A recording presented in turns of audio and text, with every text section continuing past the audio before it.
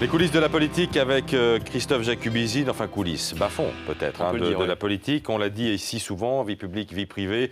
La ligne de séparation entre vie publique et vie privée risque de devenir de plus en plus poreuse. Mais cette fois-ci, Christophe, c'est plus grave. Oui, et tout est parti d'une déclaration énigmatique de Luc Ferry, l'ancien ministre de l'Éducation nationale. C'était lundi soir sur Canal+. Le mieux, c'est de le réécouter.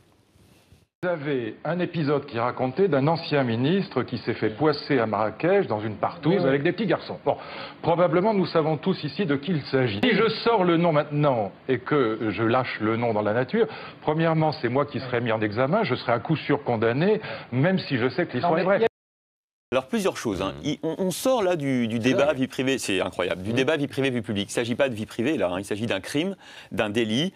Donc évidemment, on doit en faire état. Deuxièmement, Luc Ferry, s'il dit vrai, il est susceptible d'être poursuivi. Parce qu'il y a un article du Code pénal qui sanctionne la non-dénonciation de crime, même d'ailleurs si ce crime a lieu dans un autre pays, en l'occurrence apparemment le Maroc, la justice française pourrait s'en saisir. Deuxièmement, s'il raconte n'importe quoi, il est aussi susceptible d'être poursuivi, attaqué pour diffamation. Bon, d'ailleurs, si la justice fonctionne normalement maintenant, on attend que soit un procureur français s'en saisisse, puisque comme je vous le disais, il n'y a pas de territorialité pour des crimes sexuels, notamment qui touchent les enfants. Et deuxièmement, un juge marocain aussi va pouvoir s'en saisir.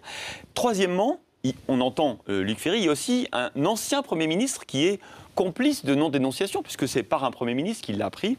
Quatrièmement, il y a aussi la question de la prescription. Est-ce que le crime dont on parle est prescrit ou pas? Alors, un rappel des faits, il y a une loi de octobre 2004 qui prévoit que la prescription, maintenant, elle est de 20 ans après l'âge de la majorité de la victime. Donc jusqu'à 38 ans, si on était victime d'un viol, on peut porter plainte. Donc, comment se fait-il, Christophe, que cette affaire sorte maintenant? Alors, elle ne sort peut-être pas maintenant. Ah bon? Figurez-vous que c'était sur RMC, il y a 2 ans, dans Les Grandes Gueules, Yves Bertrand, l'ancien directeur des renseignements généraux, donc des services secrets, parlait d'une affaire de pédophilie concernant un ministre. On l'écoute.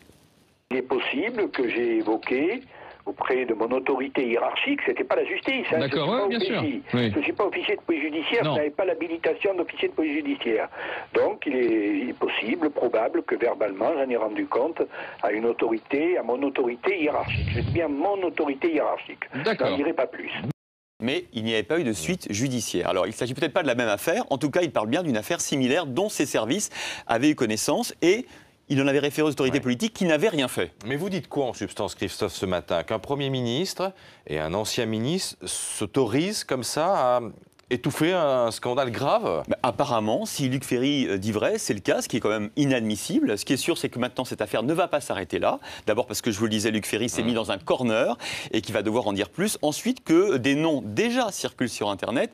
Enfin, que des associations de victimes, d'enfants, vont porter plainte, ce qui est très bien. Au Maroc, par exemple, Najat Anvar, la présidente de l'association marocaine de défense des enfants, dit « touche pas à mon enfant », annonce qu'elle va porter plainte contre X. Et en France, pareil, Martine Brousse, la directrice de l'association La Voix de l'enfant, envisage de porter plainte, et c'est tant mieux. Merci beaucoup Christophe Jacubizzi. Et sur toutes ces questions, on écoutera vraiment avec beaucoup d'attention Rachida Dati, l'ancienne garde des Sceaux, qui sera l'invitée de Jean-Jacques Bourdin à 8h30 sur BFM TV et sur RMC, le showbiz.